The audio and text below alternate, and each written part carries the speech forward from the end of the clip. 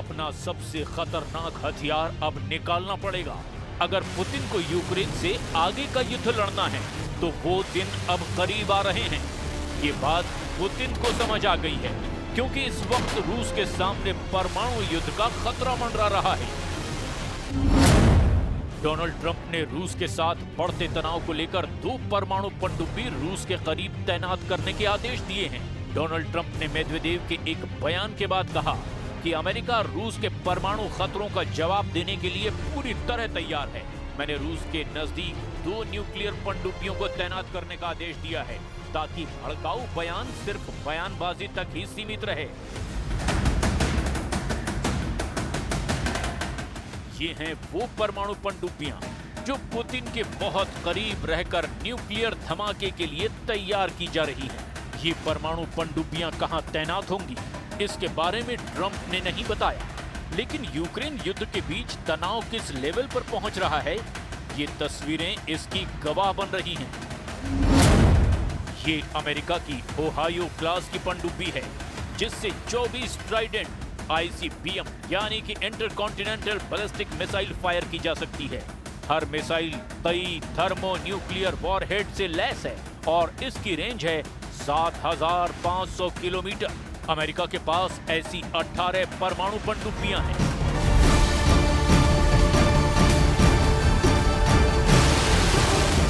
ये पनडुब्बियां Dmitry Medvedev को डराने के लिए हैं। मेदवेदेव रूस के राष्ट्रपति भी रह चुके हैं और अब रूस के राष्ट्रीय सुरक्षा परिषद के उप प्रमुख हैं। उन्होंने 31 जुलाई को कहा था कि ट्रंप को याद रखना चाहिए कि रूस के पास सोवियत दौर की परमाणु हमला करने वाली ताकत है। मेदवेदेव की इस बात ने ट्रंप को आग बबूला कर दिया। Oh yeah, well we had to do that. We just have to be careful. And a threat was made and we didn't think it was appropriate, so I have to be very careful. So I do that on the basis of safety for our people. A threat was made by a former president of Russia and we're going to protect our people. दरअसल Putin के खासम खास Dmitry Medvedev ने social media post पर कहा था, हम Israel या Iran नहीं हैं। ट्रंप की तरफ से दिया गया हर नया अल्टीमेटम युद्ध की धमकी माना जाएगा। उन्होंने डोनाल्ड ट्रंप को याद दिलाते हुए कहा था कि रूस के पास सोवियत संघ के समय से परमाणु हमले डेड हैंड की क्षमता है।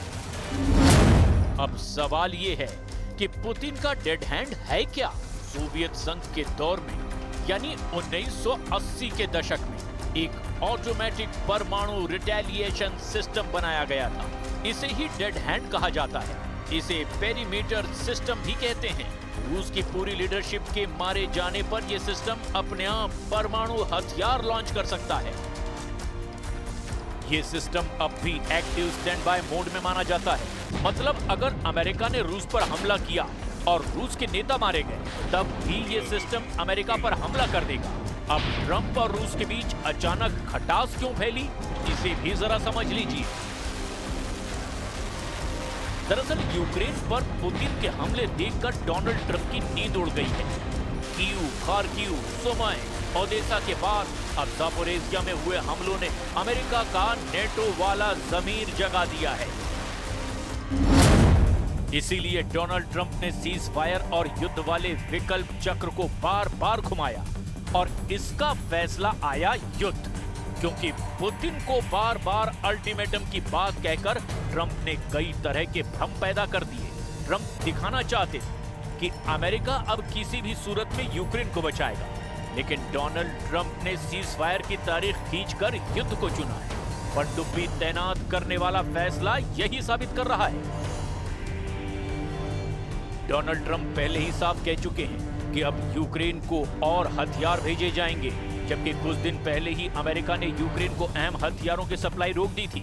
लेकिन जून के बाद जुलाई में रूस के ताबड़तोड़ हमलों ने बता दिया कि पुतिन ना ट्रंप की सुनेंगे न ज़ेलेंस्की पर रहम करेंगे। इसीलिए यूक्रेन अब रोजाना ड्रोन और मिसाइल के हमलों से दहल रहा है। पुतिन के हमले और तेज हो चुके हैं, लिहाजा ट्रंप को फाइनल कॉल लेनी पड़ी। ट्रंप ने कहा कि अमेरिका यूक्रेन को और हथियार भेजेगा। यूक्रेन को अपनी हिफाजत करने का पूरा हक है। पूरी तरह बिखर चुके यूक्रेन के बाद पुतिन का एजेंडा क्या ट्रंप के हिसाब से चल रहा है? यूक्रेन में लगी आग बता रही है कि पुतिन अब आगे क्या करने वाले हैं। ओडेसा से लेकर खार्किव और सुमी से लेकर कैपिटल कीव तक हर शहर को जलाकर रूस ने अपना नया टारगेट सेट कर लिया है। 3.25 साल के युद्ध में शोलों की तादाद बढ़ती चली जा रही है। डोनाल्ड ट्रंप ने 14 जुलाई को पुतिन को बहुत बड़ी वार्निंग दी थी। ट्रंप ने कहा था कि अगर 50 दिनों में युद्ध खत्म करने को लेकर डील नहीं हुई तो फिर रूस पर 100% टैरिफ लगाया जाएगा। 14 जुलाई से 50 दिन गिने जाएं तो ट्रंप ने पुतिन को 2 सितंबर 2025 तक का वक्त दिया। सवाल ये है कि क्या अब 2 सितंबर तक पुतिन यूक्रेन पर इतनी बमबारी कर देंगे कि यूक्रेन में रूस की जीत पक्की हो जाएगी? हालांकि बाद में ट्रंप ने पुतिन को 10 से 12 दिन का अल्टीमेटम भी दे दिया।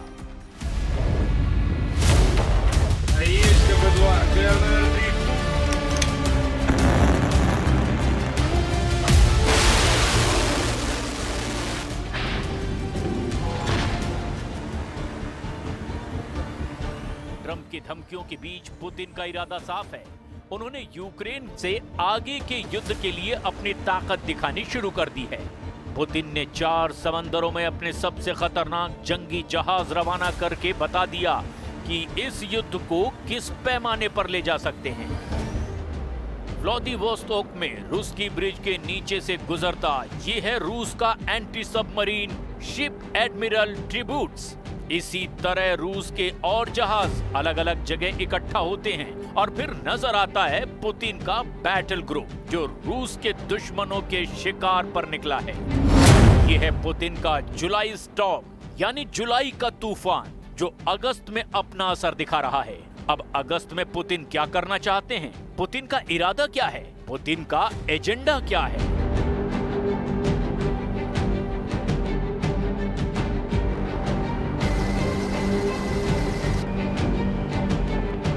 पुतिन के इस तबाही मचाने वाले ऑपरेशन के बारे में और जानने के लिए इसकी ताकत समझ लीजिए।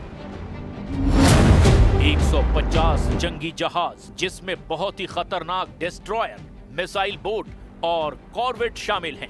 15,000 सैनिक जो पुतिन के ऑर्डर पर पूरे नेटो को तहस नहस करने का इरादा रखते हैं और वॉर जोन एक नहीं बल्कि 4 इलाकों में जंग एक साथ लड़ने का चैलेंज दे रहे हैं पुतिन।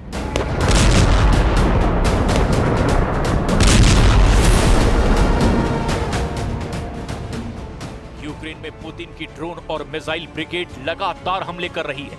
जुलाई के महीने में शायद ही ऐसा कोई दिन गुजरा है जब ज़ेलेंस्की का कोई शहर बड़े हमले से ना दहला हो। पुतिन की फोर्स ने ऐसे हमले किए हैं जिसका दर्द ज़ेलेंस्की पूरे यूरोप में बांटना चाहते हैं। यूक्रेन में पुतिन के हमलों के बाद ऐसी ही तबाही नजर आती है और तस्वीर बता रही है कि पुतिन अब क्या करने वाले हैं, क्योंकि ड्रोन और मिसाइल धमाकों के बाद यूक्रेन के शहर वैसे ही नजर आते हैं जैसे इजराइल की बमबारी के बाद गाजा नजर आता है। पुतिन ने यूक्रेन पर हमले करके बता दिया कि अब वो नेटो तोड़ युद्ध की शुरुआत कर चुके हैं। यूक्रेन में पुतिन के हर हमले की तस्वीर बता रही है कि रूस का एजेंडा अब ट्रंप के ख्वाब तोड़ देगा। चौथे साल में चल रहे युद्ध में पुतिन अब यूक्रेन को आगे बिल्कुल भी बख्शना नहीं चाहते। हर हमले के साथ उनकी फायर पावर लगातार बढ़ती जा रही है और यूक्रेन में अब तक 12,000 से ज्यादा लोगों का खून बहा चुकी है। यूक्रेन के हर बड़े शहर को पुतिन की मिसाइल और कामिकाज़े ड्रोन दहला रहे हैं और उन्हें रोकना अब ज़ेलेंस्की के बस की बाहर की बात हो चुकी है। यूक्रेन से आगे के खतरे को रोकने के लिए पुतिन तैयार हैं। रूस के इतने जहाज एक साथ एक जगह देखकर डोनाल्ड ट्रंप से लेकर नेटो हर राष्ट्राध्यक्ष सोच रहा है कि अगर पुतिन ने अपनी पूरी पावर दिखा दी तो बचने का रास्ता क्या होगा, क्योंकि पुतिन की इस जंगी फॉर्मेशन में पनडुब्बी भी है। इसमें बॉम्बर विमान भी हैं जो हजारों किलोमीटर दूर जाकर परमाणु अटैक कर सकते हैं। इसमें डोही विमान भी हैं जो दुश्मन की नौसेना का सैकड़ों किलोमीटर दूर से ही पता लगा सकते हैं और इसमें लॉन्ग रेंज मिसाइल फायर करने वाले जहाज भी शामिल हैं जो हजारों किलोमीटर दूर से तबाही मचा सकते हैं। प्रशांत महासागर, आर्कटिक महासागर, बाल्टिक सागर और कैस्पियन सागर, दुनिया में इन 4 इलाकों में पुतिन ने बहुत ही खतरनाक युद्धाभ्यास किया है और इसका नाम रखा जुलाई स्टॉर्म, यानी जुलाई का तूफान। जुलाई में पुतिन ऐसा तूफान मचाना चाहते हैं जिसकी धमक दुनिया के सबसे बड़े पावर सेंटर यानी अमेरिका तक सुनाई दे, जिसकी धमक देखकर पूरा यूरोप पनाह मांगे और जिसमें एक इशारे पर पुतिन का सबसे बड़ा वॉर एजेंडा लागू हो जाएगा। पुतिन के जुलाई वाले तूफान में 120 विमान भी शामिल हैं, जो लॉन्ग रेंज बॉम्बिंग कर सकते हैं, जो परमाणु हमला कर सकते हैं और दुश्मन की परमाणु पनडुब्बियों को डुबाकर समंदर की गहराई में उसकी कब्र तैयार कर सकते हैं। इसमें एक तरफ है पुतिन का टर्बो प्रॉप इंजन वाला परमाणु बॉम्बर Tu-95 और दूसरी तरफ है IL-38 टोही विमान, जो आसमान में उड़ते हुए दुश्मन की पनडुब्बियों का शिकार करना जानता है। ये दोनों विमान पुतिन के सबसे भरोसेमंद विमानों में से एक हैं।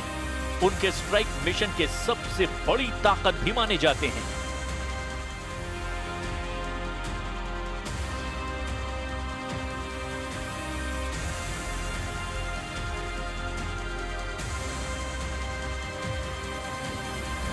इस युद्धाभ्यास में पुतिन ने लॉन्ग रेंज वाले हथियार भी शामिल किए हैं, जो ऐसे ही विमानों और जंगी जहाजों पर तैनात किए गए हैं जो दुनिया के किसी भी कोने में कोहराम मचा सकते हैं। ये बात डोनाल्ड ट्रंप और उनके यूरोप वाले दोस्त बहुत अच्छी तरह से जानते हैं।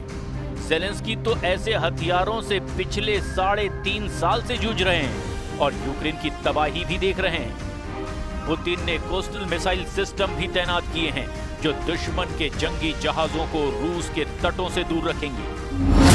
तूफान मचाने वाले इस युद्धाभ्यास से रूस का मैसेज बिल्कुल साफ है। वो फौज की तेजी से तैनाती, एंटी सबमरीन ऑपरेशन, तटों की सुरक्षा और शिपिंग लेन की हिफाजत, इन 4 मुद्दों पर काम कर रही है। लेकिन पुतिन का असली एजेंडा कुछ और ही है और वो है पावर प्रोजेक्शन और इसी के जरिए दुश्मन को रूस से दूर रखना।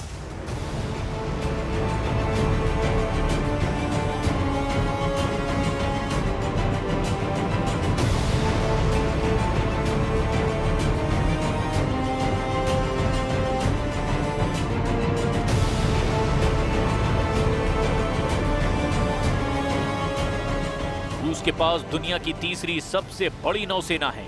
आंकड़ों के हिसाब से पहले नंबर पर चीन है, क्योंकि उसके पास करीब 400 जंगी जहाज हैं। दूसरे नंबर पर अमेरिका है, उसके पास 350 जहाज हैं। लेकिन 12 एयरक्राफ्ट कैरियर अमेरिका को दुनिया की सबसे ताकतवर नौसेना बना देते हैं। और वहीं रूस, जिसके पास 300 जहाज हैं, लेकिन उसकी 60 पनडुब्बियां और बड़े बड़े मिसाइल क्रूजर अमेरिका को लगातार चुनौती देते रहते हैं। एक तरफ यूक्रेन की जमीन पर तबाही और दूसरी तरफ समंदर को चीरकर आगे बढ़ते हुए पुतिन के जहाज। पुतिन का डबल धमाका देख करके रूस के दुश्मन बहुत भ्रम की हालत में हैं। यूक्रेन को नए हथियार देकर के वो पुतिन को घेरना चाहते हैं, लेकिन पुतिन का समुद्री तूफान देखकर सबको एहसास हो रहा है कि शिकारी के सामने अब खुद शिकार बनने का खतरा है। रूस के राष्ट्रपति व्लादिमीर पुतिन को लेकर ट्रंप हमेशा कमजोर पड़ते नजर आते हैं। वो दिमित्री मेदवेदेव को लेकर चाहे कितने भी आक्रामक क्यों ना हो, लेकिन यूक्रेन को लेकर वो पुतिन पर सीधे हमले से बचते रहे हैं। उन्होंने कुछ दिन पहले कहा था, मेरी पुतिन के साथ फोन पर अच्छी बातचीत होती है, लेकिन इसके कुछ घंटे बाद ही रूस ने यूक्रेन पर हमले शुरू कर दिए। ट्रंप ने कहा था कि वो इससे निराश हैं। फिर भी पुतिन ऐसे इंसान हैं जिसके साथ वो अच्छा तालमेल बना सकते हैं। सवाल ये है कि तालमेल के बाद ऐसा क्या हुआ कि अब परमाणु पनडुब्बी तैनात करने की नौबत आ गई।